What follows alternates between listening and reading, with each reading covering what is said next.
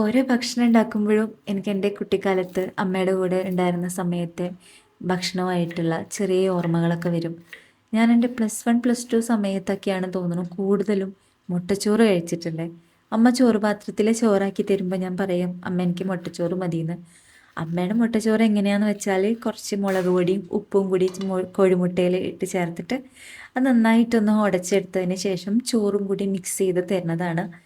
ഞാൻ സ്വന്തമായിട്ട് അടുക്കളയിൽ ഭക്ഷണമൊക്കെ ഉണ്ടാക്കി തുടങ്ങിയപ്പോൾ ചില ദിവസങ്ങളിൽ കൂട്ടാനൊക്കെ ആക്കാനൊരു മടിയുള്ള ദിവസങ്ങളിൽ അല്ലെങ്കിൽ എന്തെങ്കിലുമൊക്കെ വയ്യായികയുള്ള ദിവസങ്ങളൊക്കെ ആണെങ്കിൽ ചോറുണ്ടായിരിക്കും. അപ്പം അതിന് കറിക്ക് പകരം വെളിച്ചെണ്ണയിൽ കുറച്ച് സബോളയും പച്ചമുളകും കുറച്ച് കറിവേപ്പിൻ്റെ ഇലയൊക്കെ കൂടി നന്നായിട്ടൊന്ന് വാട്ടി കൊടുത്തിട്ട് തക്കാളിയും കൂടെ പൊടിയാക്കി അരിഞ്ഞത് ചേർത്ത് കൊടുക്കും. പിന്നെ എൻ്റെ മുട്ടച്ചോറിൽ ഞാൻ ഇഞ്ചി വെളുത്തുള്ളിയൊന്നും ചേർക്കില്ല കേട്ടോ.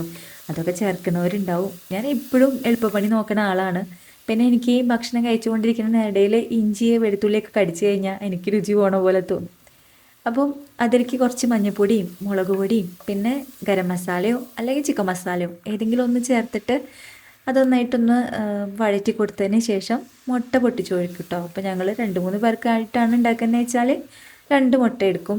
അപ്പോൾ അത് നന്നായിട്ട് വേവിച്ചതിന് ശേഷം നമ്മൾ ചോറുണ്ണുന്ന ആ ചോറില്ലേ അപ്പോൾ അതന്നെ ഇതിലേക്ക് ചേർത്തിട്ട് നന്നായിട്ട് മിക്സ് ചെയ്തെടുക്കും. കുറച്ച് നേരം ഹൈ ഫ്ലെയിമിൽ ഇട്ടിട്ട് നന്നായിട്ടൊന്ന് മിക്സ് ചെയ്തെടുക്കും. അപ്പോൾ എൻ്റെ മുട്ടച്ചോറ് റെഡിയായി. ഇതെനിക്ക് ഭയങ്കര ഇഷ്ടമാണ് കേട്ടോ. ഇത് എത്ര വേണമെങ്കിലും ഒരളവും ഇല്ലാണ്ട് ഞാൻ കഴിക്കുന്ന ഒരു ഭക്ഷണം കൂടിയാണ്. ഇതെനിക്കറിയാം ഇത് കുറേ പേര് ഉണ്ടാക്കി നിങ്ങൾക്കൊക്കെ അറിയുന്ന ഒരു റെസിപ്പിയാണെന്ന്. അപ്പോൾ എനിക്ക് ഫേവറേറ്റ് ആയിട്ടുള്ള ഒരു ഫുഡാണ്.